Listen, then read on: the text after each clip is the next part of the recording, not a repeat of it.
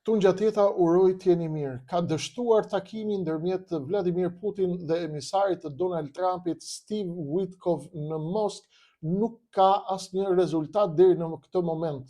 Çfarë do të ndodhë në këtë moment të ri që është duke u krijuar për Europën dhe Rusinë, dhe veçanërisht në frontin e Ukrainës, atje ku lidhet e ardhmja e sigurisë e Europës, e ardhmja e sigurisë tonë dhe e ardhmja e sigurisë së pjesës më të madhe të planetit. Europa ka kërcënuar Vladimir Putinin duke i thënë se ata mund të bëjnë një goditje të befasishme ndaj Rusisë, që ka për qëllim dobësimin e Rusisë për t'i dhënë sinjal që ata nuk janë dorëzuar. Nga ana tjetër, Putin ka thënë se është gati të bëjë çdo lloj marrëveshje që është sipas kushteve të tij dhe për ndryshe ka dhënë sinjale se është i gatshëm të rrafshojë Europën. Çfarë po luhet në kulisa, cilat janë marrëdhëniet ndërmjet Vladimir Putinit dhe Donald Trumpit, përse Ukraina ka frikën e takimit të Alaskës? Çfarë është folur atje?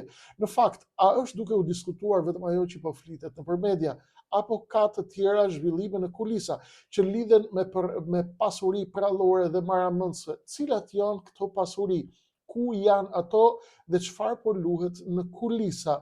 Ndërkohë që Amerikanët kanë dhënë një tjetër sinjal tepër të rrezikshëm për Europën, kanë bërë një gjysmë tërheqje, duke tërhequr trupat e tyre nga Europa lindore. Ka patur një manovër ushtarake në të cilën nuk kanë marrë pjesë trupat amerikane. Është zhvilluar manovra në Rumani dhe drejtuesi i operacionit ka qenë Franca. Operacion i cili ka dalë një dështim i plot dhe një tregim i një pafuqie totale të Europës për të përballur me rrezikun rus në mungesë të amerikanëve. Çfarë po luajnë amerikanët? A do ta lënë ata Europën, apo është një tjetër lojë që po e luajnë, lojë e dyfisht apo e trefisht? A kanë rënë dakord amerikanët me Putinin për të ndarë tortën e polit veriut, mineralet e radha në lindje të Grinlandës dhe të Ukrainës, apo në lindje të Ukrainës dhe shumë pranë Grinlandës, në polin e veriut? Çfarë është duke ndodhur në kulisa dhe duke parë më njëherë çfarë është duke ndodhur në Shqipëri? Ju e kuptoni gjithmonë ngjarjet kanë lidhje me njëra tjetrën. Ngjarjet kanë lidhje me njëra tjetrën sepse përqendrimi i Shtetit Bashkuar të Amerikës, i Bashkimit Evropian, në një dosje kaq të madhe sa ajo e Ukrainës, e mineraleve të rralla, e polit veriut, e Grinlandës, e pasurive maramëse dhe ardhmës ekzistencës, rreziqeve ekzistenciale të Europës, ju e kuptoni që kjo jep një frymarrje tjetër dhe jep një ritëm tjetër zhvillimeve këtu në Tiranë, ku po luajnë tre lojtarë të cilët po i njofton media dhe shtypi shqiptar për të kontrolluar mendjet e shqiptarëve. I pari lojtar është Edi Rama, si gjithmonë, i cili përpiqet të bëjë diversion brenda opozitës, dhe i dyti është Sali Berisha, i cili po luan rolin e një personi i cili po kërcënohet nga grupe fuqiste brenda, dhe aktori i tretë është Ervil Saliani, që hyri në burg me flok dhe doli nga burgu pa flok. Heroi i Sali Berishës, të cilin Berisha e bëri hero, dhe tashmë ka dalë kundërshtari i tij më i madh. Ç'është kjo lojë ndërmjet Ramës, Berishës, Salianit? A është lojë apo është një përballje e vërtet? Unë do ju tregoj kulisat ashtu siç e kuptojmë në lojë, dhe do t'ju tregoj ju dhe lojtarëve të tjerë të Tiranës se si duhet veprojmë në këtë moment gjeopolitik dhe gjeostrategjik jashtëzakonisht të rëndësishëm për fatet e Shqipërisë dhe të atdheut tonë. Duke patur parasysh atë që po ndodh në Ukrainë fillimisht ndërmjet Rusisë dhe Amerikanëve, kanë dështuar, ka dalë zëdhënësi i Kremlinit sot dhe ka njoftuar se bisedimet e sotme ndërmjet Steve Witkoff, emisarit të Donald Trump për Rusinë, dhe në zona të tjera, rajone të tjera të botës ku ka konflikte, veçanërisht lindja e mesme dhe Rusia, kanë dështuar, pra nuk kanë mbërritur. Çfarë ka ndodhur? Intensifikimi i bisedimeve ndërmjet emisarit të Trump dhe Vladimir Putinit tregon në mënyrë të sipërfaqësore se ka një vullnet rus dhe amerikan për të çuar përpara të gjitha përpjekjet dhe për të bërë gjithçka është e mundur dhe duhet bërë në mënyrë që të gjejmë një marrëveshje paqe. Po në fakt, Cili është qëndrimi i Ukrainës dhe cili është qëndrimi i Bashkimit Evropian? Europianët nuk e shohin me sy të mirë këtë takim. Pse? Sepse ata janë të trembur nëse Amerikanët dhe Rusët kanë një marrëveshje sekrete, të cilën ata e kuptojnë dhe që mund të jetë nxjerrja jashtëloje e influencës europiane dhe anashkalimit tërësor i saj. Nga njëra anë, Amerikanët nuk e kanë të mundur dhe unë nuk besoj personalisht se ato do ta braktisin tërësisht Europën, por që kjo është një lojë ende me shumë të panjohura. Kulisat janë të ndryshme, ajo që del për shtypin ndërkombëtar është e ndryshme, dhe ajo që luhet në pamje të parë që do t'i serviret njerëzimit është diçka, ju e kuptoni, dhe ajo që do t'i shkojë shërbime sekrete është diçka, ajo që zbret dhe njoftohet për popujt është diçka tjetër. Europianët kanë bërë një kërcënim sot. Gjithashtu edhe shefi i NATO-s, Rutte, i cili ka thënë se NATO dhe Europa janë të gatshëm të mbështesin Ukrainën, si qysh tek nuk e ka dhënë ende formulën. Ndërkohë, nga ana tjetër, Putini ka nxjerrë kërcënimin e tij, ka nxjerrë dhëmbët dhe ka thënë që ai është gati ta rrafshojë Europën në qoftë se do të guxojnë të prekin integritetin territorial dhe sigurinë kombëtare të Rusisë. Ukraina, e cila gjendet në një moment në pozicionin e sanduiçit apo të hamburgerit në këtë moment, është duke kërkuar garanci dhe thotë që garancia ime e vetme është që unë të kem mundësi të prodhoj armë bërthamore. Armët bërthamore, pra të cilët ja hoqën në fillim të viteve 90, kur Perëndimi i tha hiq armët bërthamore dhe ne do të mbrojmë nga Rusia aso kohë e shkërmoqur. Por një marrëveshje e tillë nuk është shumë e lehtë. Ukrainasit e dinë që nuk mund të jenë gjithmonë në mëshirën e Ukrainës, në mëshirën e europianëve dhe të amerikanëve, sepse loja mund të bëhet akoma më komplikuar në të ardhmen. Në fakt, a ka Europa vullnet për ta zgjidhur çështjen? A ka fuqi Europa për të luftuar me Putinin? A ka fuqi vërtetësisht Europa që të kërcënojë Putinin me goditje paraprake të befasishme? Loja është tek bërthamoret. Çdo lloj përplasje bërthamore në Europë ka dy fuqi bërthamore. Është Franca, është edhe Anglia. Ku qëndron rreziku në këtë moment? Mesazhi europian se ne mundemi të godasim Rusinë befasisht atëherë kur ajo mundet të mos jetë e përgatitur, është sinjal që shiko se ne mundet edhe të luajmë mendësh në qoftë se ka një marrëveshje në kulisa ndërmjet amerikanëve dhe rusëve për të nxjerrë nga loja europianët. Rusët i kanë thënë, në qoftë se do të shfarrosemi, do të shuhemi të gjithë, do të dalim të gjithë nga loja, do të zhdukemi të gjithë, do të zhduket i gjithë qytetërimi njerëzor, e gjithë trashëgimia e racës njerëzore zhduket. Pse? Sepse arma bërthamore i zhduk të gjithë. Çështja është se kërcënimi me goditje të befasishme, të rrufeshme, është me nën tekst, është sulm bërthamor. Pse? Sepse sulmin bërthamor e fitojnë ata që godasin të parët, por edhe ata që godasin të parët e din shumë mirë që pala tjetër është programuar për t'i rrafshuar të gjithë, edhe nëse goditet e para. Pse kemi shkuar në këtë kurs? Pse kemi shkuar deri në limitet e kërcënimit? Një, sepse Europa po kupton që amerikanët dhe rusët janë marrë vesh në Alaskë në një marrëveshje, në të cilën nuk i është treguar pjesës tjetër të njerëzimit. Ajo që i tregohet njerëzimit është Ukraina, siguritë për Ukrainën, lindja, Donbasi, rajonet e lindjes së Ukrainës dhe kaq. Garanci për Putinin që NATO nuk do të vite kufit e saj, ulja e numrit ushtarëve të Ukrainës dhe të Zelenskit, denazifikimi, çarmatosja dhe dorëzimi. Dorëzimi i Ukrainës është kushti i parë rus që të fillojë në negociata për garanci. Pra, Rusia dhe me sa duket në këtë pikë edhe amerikanët i kanë shkuar pas fijes, pra flas për Donald Trumpin, duket qartë që Rusia nuk fillon fare të flasë dhe as diskuton fare çështje të armë pushimit në qoftë se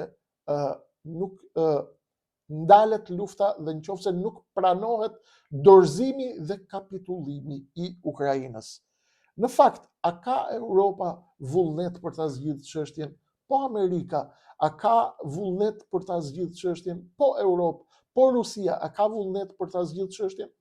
Shërbimet sekrete europiane qëndron me mua se do t'i shpjegoj të gjitha se është shumë e rëndësishme ta kuptojmë këtë pikë, do të dëgjosh të dhëna shumë të rëndësishme, të cilat nuk janë nëpër internet, nuk janë nëpër qarkullim, nuk janë në kudo që ju mund të bëni kërkime. Shërbimet sekrete europiane janë të informuara tashmë dhe këtu buron edhe frika e tyre e madhe për një marrëveshje drejt për drejt sekrete ndërmjet rusëve dhe amerikanëve. Cili është informacioni që sjellin shërbimet sekrete europiane? Informacioni i tyre është që rusët kanë filluar të lëvizin me shpejtësi pranë brigjeve të Grenlandës në polin e veriut dhe janë duke sistemuar vendet e tyre të influencës me anijet e tyre, me luftanijet e tyre, me nëndecet e tyre, në mënyrë që kur të bien dakord me amerikanët për të ndarë pasuritë e Grenlandës, të polit të veriut dhe të mineraleve të rralla që gjenden atje, por edhe në lindje të Ukrainës, marrëveshje që sipas shërbimeve sekrete europiane është bërë pas kurrizit të tyre. Dhe ata pretendojnë dhe besojnë se një marrëveshje e tillë ndërmjet Vladimir Putinit dhe Steve Witkoff, pra Donald Trumpit dhe Kushnerit që është dhëndri i tij, kjo do të ishte vdekja përfundimtare e Europës dhe eliminimi i saj përfundimtar. Europa thot, unë nuk do ta lë veten të shkojmë deri këtu, sepse ne e dim që këtu ka marrëveshje pas shpine. Ndaj, thot, jemi të gatshëm të bëjmë gjithçka për të luftuar me Rusin.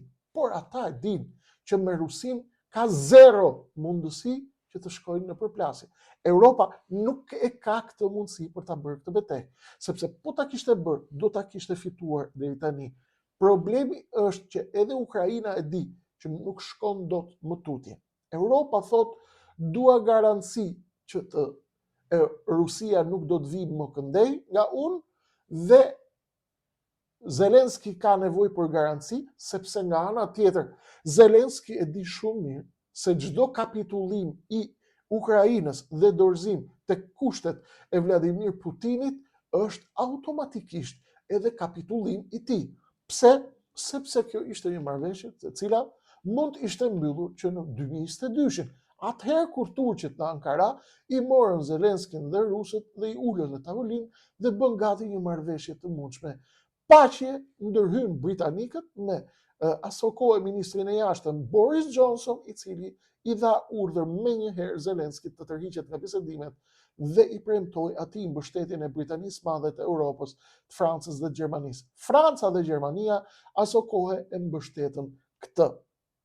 Ndërkohë në këtë moment, në të cilin Europa kërcënon Putinin me sulm të befasishëm, të cilin ata e bëjnë për t'i treguar Putinit se ata nuk janë në pikën e dobësisë në të cilën mendon Putini. Pse? Sepse Putini, sipas shërbimeve sekrete europiane, bashkë me amerikanët, e kanë gatuar vetë këtë skenar në mënyrë që të bëjnë një improvizim të një lloje dyshe gjeopolitike, e cila ka për qëllim të lërë Europën pa mbathje dhe se nuk dua të përmend fjalën brek, prandaj e përdora fjalën mbathje. Cili është skenari apo improvizimi ushtarak të cilin shërbimet sekrete europiane shikojnë si një marrëveshje mes amerikanëve dhe Putinit për të nxjerrë nga loja dhe për të treguar, për të demonstruar lakurisin ushtarake të Europës, çka në heshtje e shtyn Amerikën bashkë me Rusin, që t'i thonë Europës ju jeni të detyruar që të vini tek plani Witkoff, Trump, Kushner, Putin për Ukrainën, sepse për ndryshe nuk keni mundësi që të shkoni përpara, sepse ju nuk keni mundësi të përballeni me Putinin.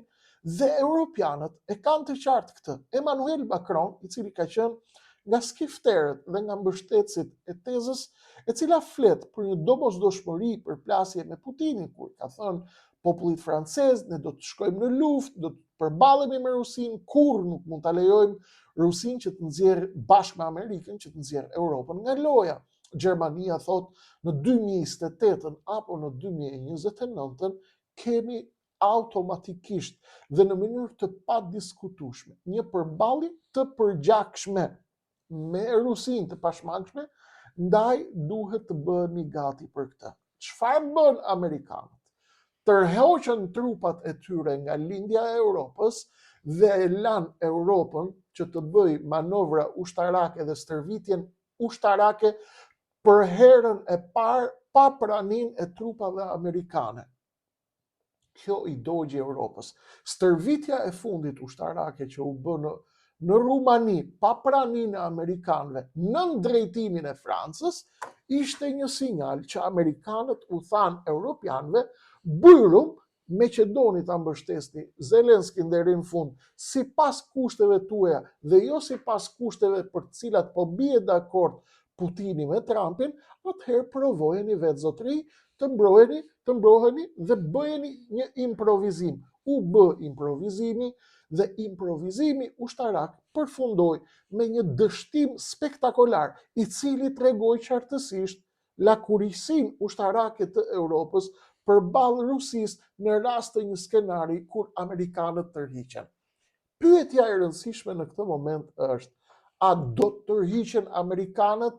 Jo, amerikanët edhe nëse bëjnë marrëveshje sekrete me Putinin për të ndarë pasuritë e rralla dhe të jashtëzakonshme në lindjen e Ukrainës, ku janë 4 rajonet e Donbasit, pra, që Putini nuk e ka fare në diskutim dhe nuk e fut fare në negociata, por edhe poli i veriut, ndarja e tortës në polin e veriut, që është kjo marrëveshje, kjo tregon qartësisht se Amerika, edhe nëse mund t'i ketë bërë këto marrëveshje, nuk ka për të shkuar dhe për ta flijuar tërësisht Europën.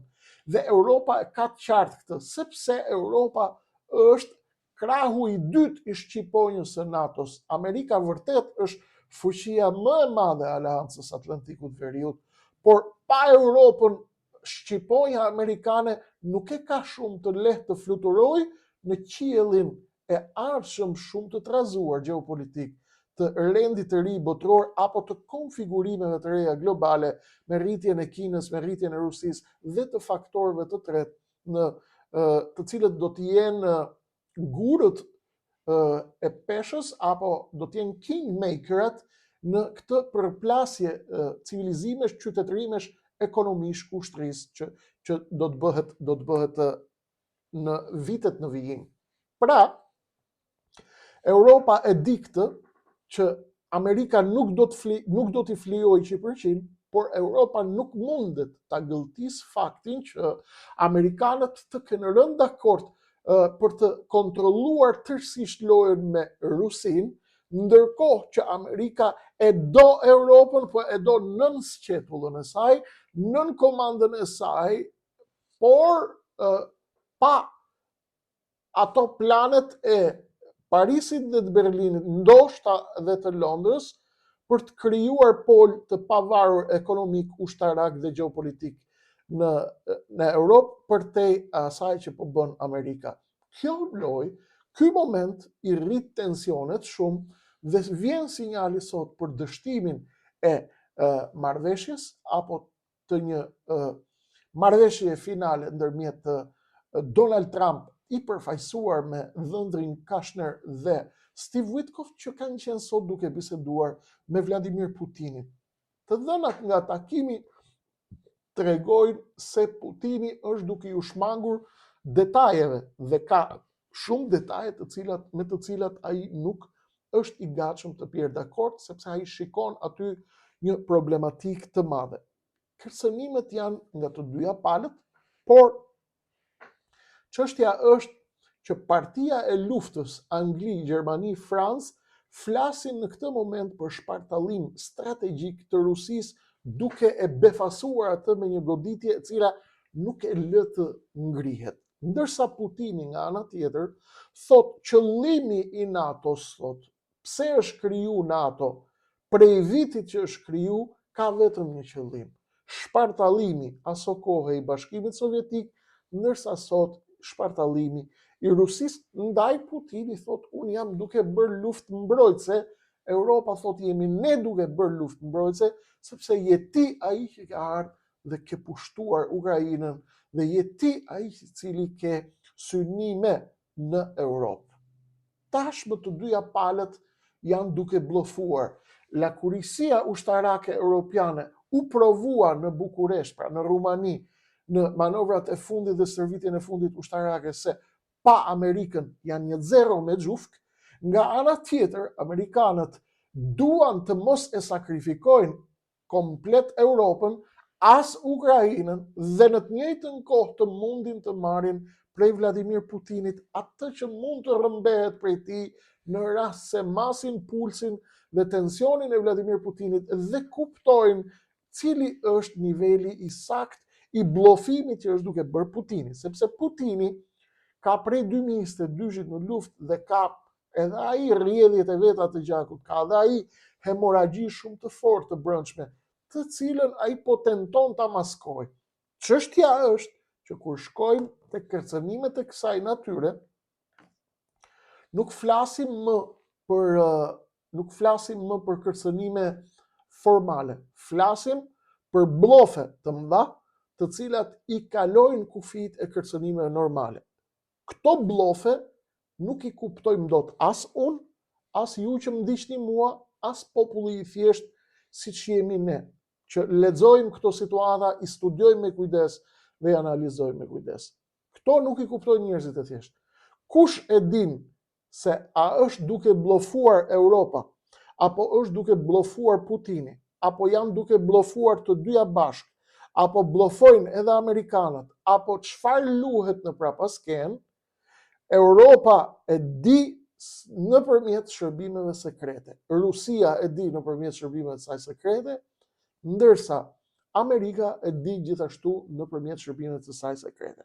Shërbimet sekrete të tre palëve, të europianëve, të britanikëve, francezëve, gjermanëve, të rusëve, Ukraina është me Europën sigurisht, dhe të amerikanëve, janë të vetmet të cilat mundet të përcaktojnë imtësisht dhe saktësisht nivelin e blofit të secilës prej palëve.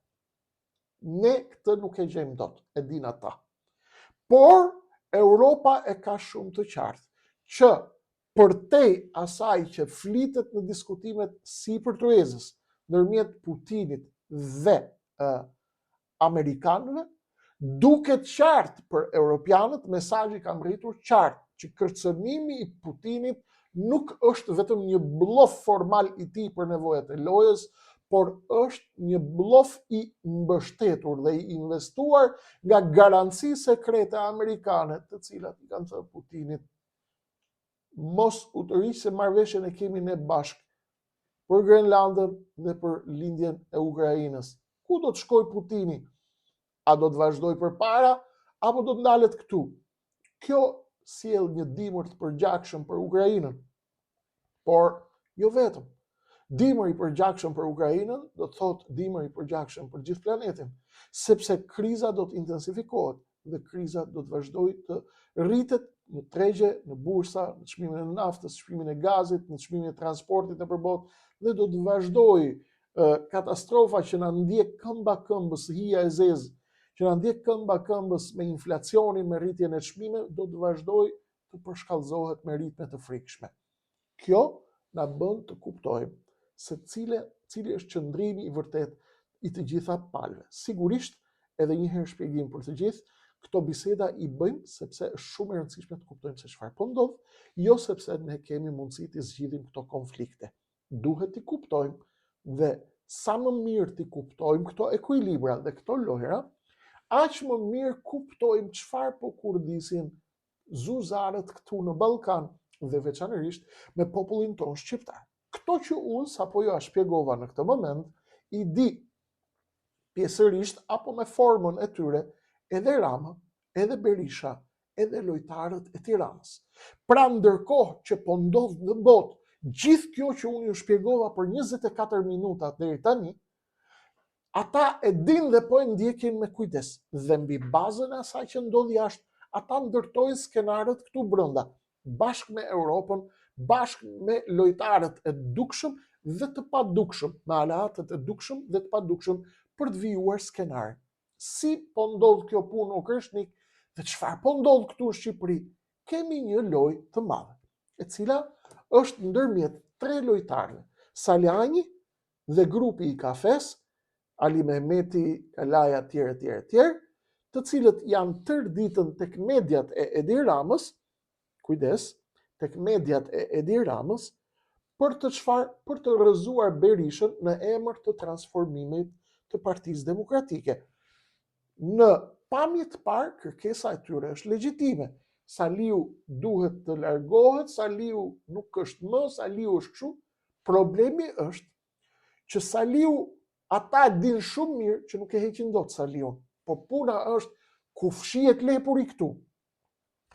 Ju a kam thënë Rama ka nevojë për Saliun dhe Saliu ka nevojë për Edi Ramën.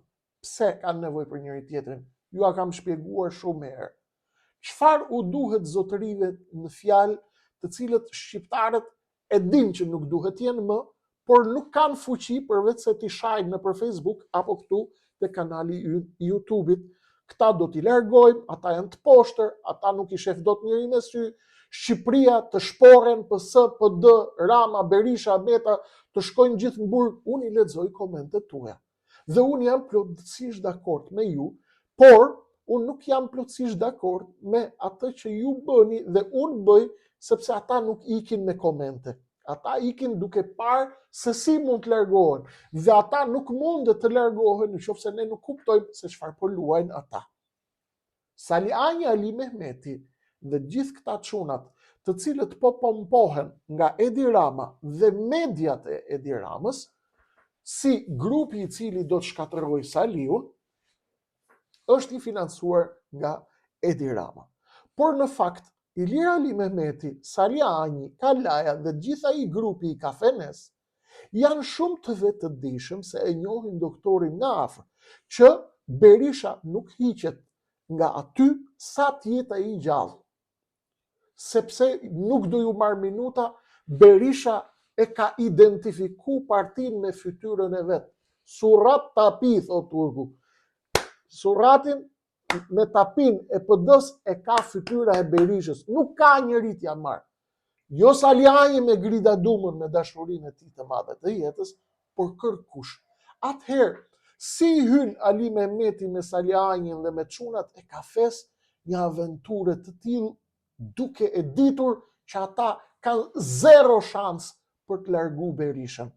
Siç e bëri Luli, e bëri tentativën, e bëri këtë, e bëri atë.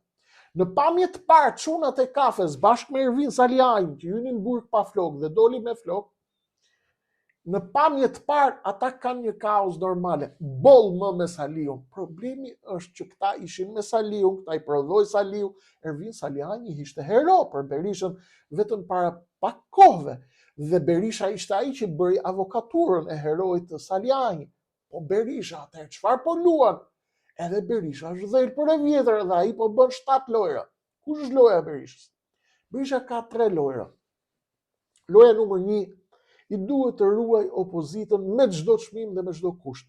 Që t'i thot administratës Trump, ndërkohë që lëviz me njerëzit me kë mund të lëviz në Amerikë apo në lobet ndërkombëtare, që t'i thot amerikanëve do më vini të merreni vesh me mua, po deshët largoni Ramën, ose po s'deshët me e largu Ramën, unë bashkë me Ramën jemi në rregull se po e ndajmë, po e qeverisim Shqipërinë bashkë. Në thelb nuk ka fuqi njëri ti ndaloj ato. Loja tjetër e Berishës është përgjigja e tij me Krem Nivea për kandidaturën e Oxfordistit Shabani. Shabani, i Thurjes, djali që vinte nga Oxfordi, është i majt, ju e dini. Dhe ishte parti që hapi Edi Rama, ju e dini se a kam thënë, bashkë me Tikun, i bashkuan me urdhër të Berishës dhe të Ramës që të marrin votat e elektoratit gri, që të mos lënë asnjë figurë të hyrë në lojë. Ju i dini mirë këto. Tiku ishte pjesë e Berishës, ky ishte pjesë e Ramës. Rama tani, kur ju a tham ne ju më thonit që pse keti xhelozi ndaj Shabanit dhe ndaj Thurjes, ë? Unë ju thoja janë të tyre, Shabani është i tyre, është i majtë, është komunist, është oxfordist, është i Sorosit, dakor. Ju më thatë, s'ka gjë çuni mirë, çuni artikuluar. Çuni artikuluar do të bëhet avokati i popullit. Por të bërë avokati i popullit ka nevojë për votat e opozitës.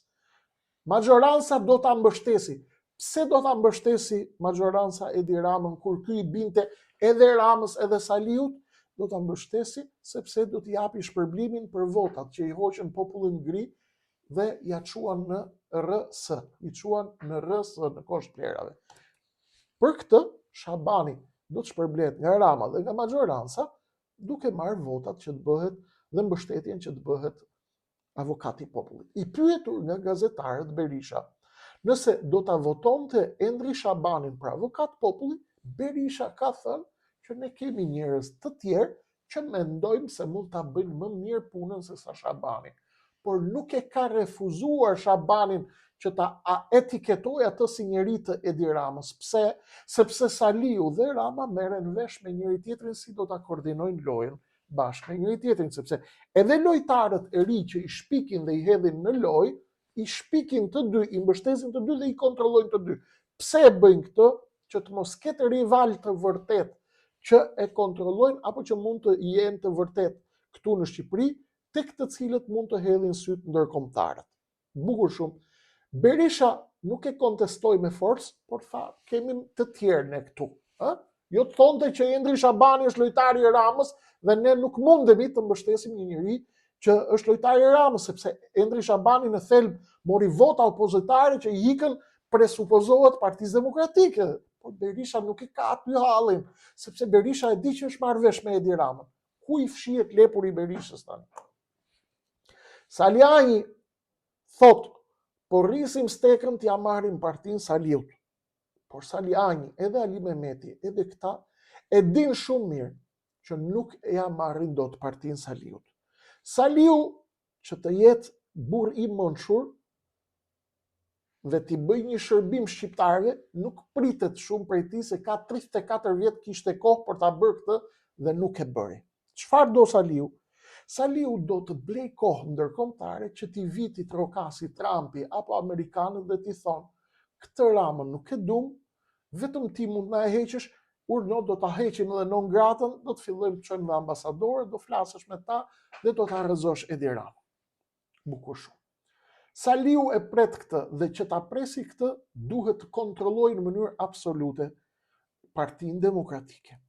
Si e faktorizon Edi Rama Berishën duke sponsorizuar çunat e kafes dhe Salianin? Ai e faktorizon Berishën duke krijuar përballë Sali Berishës një stuhi false brenda Partisë Demokratike me çuna që kontrollohen po nga Berisha dhe nga Rama, duke krijuar një stuhi false, ai e kthen Edi Rama Berishën si protagonist në lojë, si një lojtar i cili po goditet nga shigjetat e tradhtarëve dhe në fund fare i pret oksigjenin Ali Mehmetit, Salianit dhe këtyre tjerëve dhe e nxjerr Berishën triumfator dhe shkon Edi Rama në kompeticionin e radhës me Berishën sërish si rivalin e tij të dobët përballë Ramës, por të fortë përballë çdo kundërshtari brenda partisë. Berisha është lojtar i skile e vjetër dhe luan me 7 skema.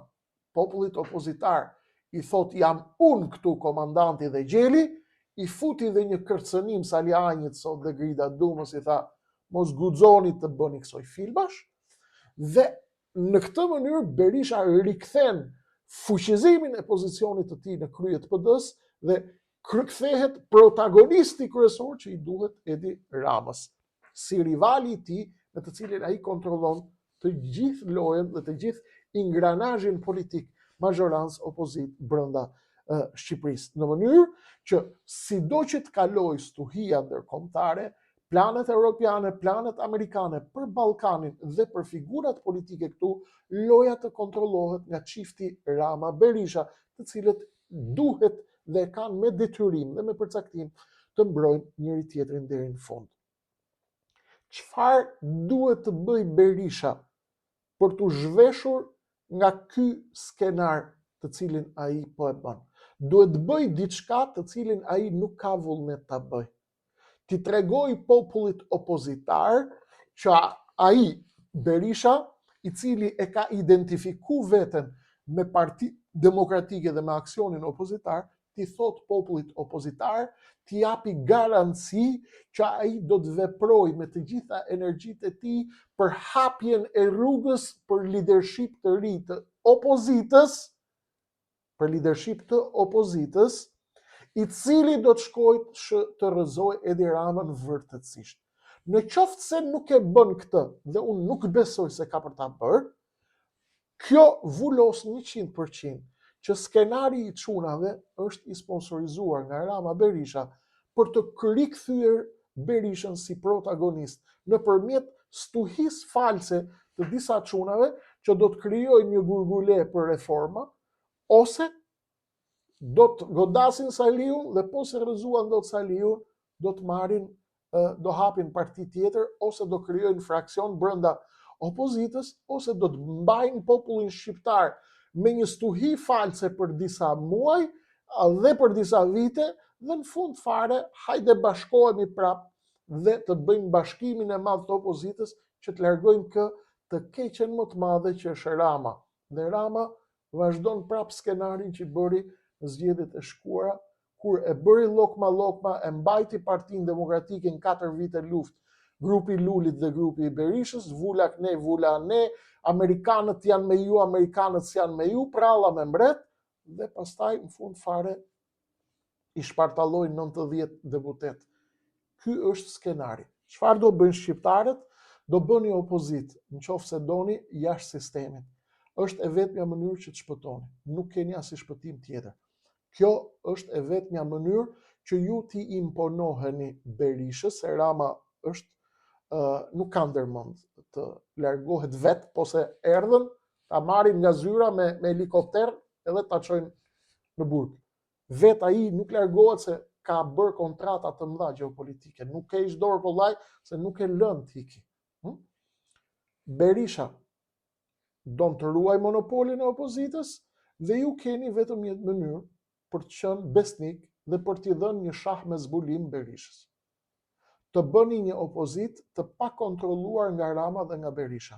Kjo është sfida e vetme e shqiptarëve sot, që shpëton kombin e tyre. Përndryshe, ata çdo javë do ju shpartallojnë dhe do krijojnë një parti dhe nga një grupim me të cilën do të hutojnë shqiptarët, siç i hutuan me Endri Shabanin, që do ta votojnë ata sot për ta bërë avokat populli, majoranca, të cilën Shabani e shante, bënte sikur thote i godiste gjithë, por në fakt batonte majtas.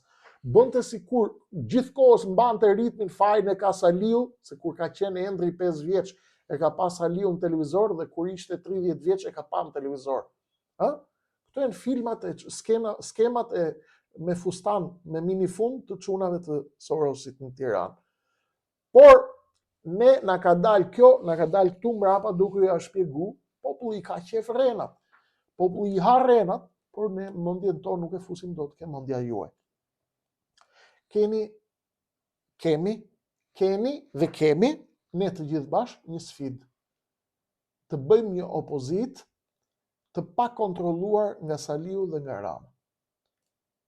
Dhe t'i tregoni ndërkombëtarëve që ky popull nuk kontrollohet nga ata, përpara se të krijojë Rama me Berishën linja të tjera, të cilat do të hutojnë popullin. Në këtë mënyrë i jepni mesazh dhe shah mat edhe Berishës, duke i thënë që ne jemi populli opozitar, ne jemi opozita këtu, ti je opozit, diktoni ju lojën dhe ritmin e opozitës, që Saliu të mos ketë mundësi me e dredh dhe me bërë 7 lojra. Përndryshe, Saliu bashkë me Ramën do bëjnë këtë film dhe këtë skeç duke treguar sikur janë duke u zënë me njëri tjetrin dhe sikur ka një stuhi e cila do të refuzojë Berishën. Berisha, në qoftë se vazhdon lojën e fjalëve me grupin e rebelëve brenda, dhe vazhdon këtë skeqin, do të thotë është marrë vesh me Edi Ramën dhe Edi Rama i thotë e di unë se ja kontrolloj unë bombën e oksigjenit të tyre,